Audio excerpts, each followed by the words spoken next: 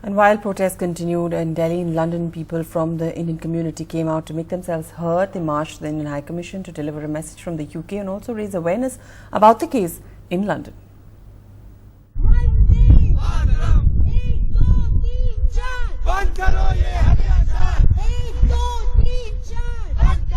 In the shadow of the Mahatma in central London, members of the Indian community have gathered to express their shock at the death of the 23-year-old victim who died in Singapore. We demand justice! We demand justice!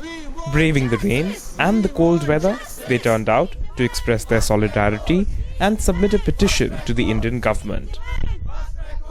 We're deeply saddened by this brutal incident happened in Delhi, that is our capital city. So we thought of doing something. We cannot keep silence on these kind of incidents. So as a NRIs, we wanted to say our voice. We wanted to tell the government, okay, this is a kind of the systems is in place in so many countries to avoid these kind of incidents.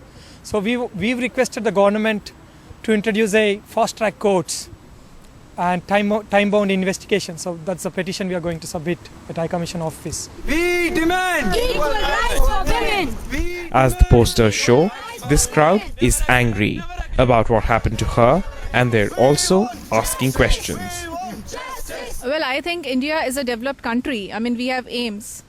So we have a lot many doctors in India. So the decision of flying her to Singapore was not correct. And her condition was very critical. I mean, she has so many wounds, and in such conditions, she should not have been flying to Singapore. And she should have been treated in India. People from all walks of life, bankers, teachers, and housewives were part of the crowd. It's a case where I guess we just need to be extremely well charged. The people need to continuously be behind demonstrations like this all over the nation, overseas, like over here, and just push for action, because this is a moment where I guess India is probably at a tipping point. If we don't do it right now, it probably never will happen again. They say they have received over 3,000 signatures supporting the petition.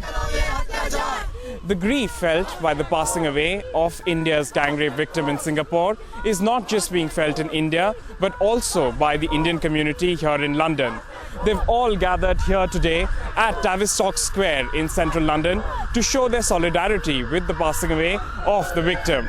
From here, they will now march to the Indian High Commission to express their grief and also submit a petition to the Indian government for fast-track courts and some other demands.